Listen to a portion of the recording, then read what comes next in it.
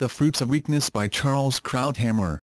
Friday, May 21, 2010. It is perfectly obvious that Iran's latest uranium maneuver, brokered by Brazil and Turkey, is a ruse. Iran retains more than enough enriched uranium to make a bomb. And it continues enriching at an accelerated pace and to a greater purity, 20%. Which is why the French Foreign Ministry immediately declared that the trumpeted temporary shipping of some Iranian uranium to Turkey will do nothing to halt Iran's nuclear program. It will, however, make meaningful sanctions more difficult. America's proposed Security Council resolution is already laughably weak: no blacklisting of Iran's central bank, no sanctions against Iran's oil and gas industry, no non-consensual inspections on the high seas. Yet Turkey and Brazil, both current members of the Security Council, are so opposed to sanctions that they will not even discuss the resolution. And China will now have a new excuse to weaken it further. But the deeper meaning of the uranium export stunt is the brazenness with which Brazil and Turkey gave cover to the mullah's nuclear ambitions and deliberately undermined U.S. efforts to curb Iran's program. The real news is that already notorious Foto, the president of Brazil, our largest ally in Latin America, and the Prime Minister of Turkey, for more than half a century the Muslim anchor of NATO, raising hands together with Mahmoud Ahmadinejad, the most virulent anti-American leader in the world. That picture, a defiant, triumphant "take that Uncle Sam," is a crushing verdict on the Obama foreign policy. It demonstrates how rising powers, traditional American allies, having watched this administration in action, have decided that there's no cost in lining up with America's enemies and no profit in lining up with a U.S. president given to apologies and appeasement. They've watched President Obama's humiliating attempts to appease Iran, as every rejected overture is met with abjectly renewed U.S. negotiating offers.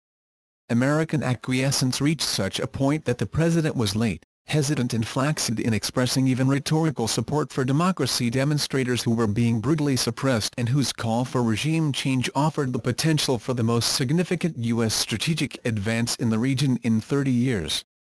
They've watched America acquiesce to Russia's re-exerting sway over Eastern Europe, over Ukraine, pressured by Russia last month into extending for 25 years its lease of the Black Sea naval base at Sevastopol, and over Georgia. Russia's de facto annexation of Abkhazia and South Ossetia is no longer an issue under the Obama reset policy.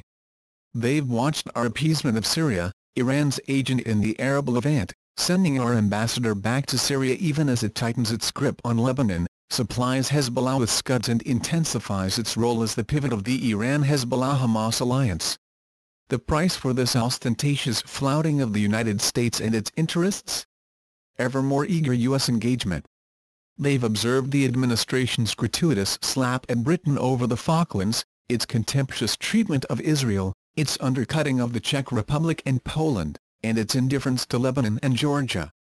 And in Latin America, they see not just U.S. passivity as Venezuela's Hugo Chavez organizes his anti-American Bolivarian coalition while deepening military and commercial ties with Iran and Russia. They saw active U.S. support in Honduras for a pro-Chavez would-be dictator seeking unconstitutional powers in defiance of the democratic institutions of that country. This is not just an America in decline. This is an America in retreat, accepting, ratifying and declaring its decline, and inviting rising powers to fill the vacuum. Nor is this retreat by inadvertence. This is retreat by design and, indeed, on principle. It's the perfect fulfillment of Obama's adopted Third World narrative of American misdeeds, disrespect and domination from which he has come to redeem us and the world. Hence his foundational declaration at the UN General Assembly last September that no one nation can or should try to dominate another nation. Guess who's been the dominant nation for the last 2 decades? And his dismissal of any world order that elevates one nation or a group of people over another. NATO? The West? Given Obama's policies and principles, Turkey and Brazil are acting rationally.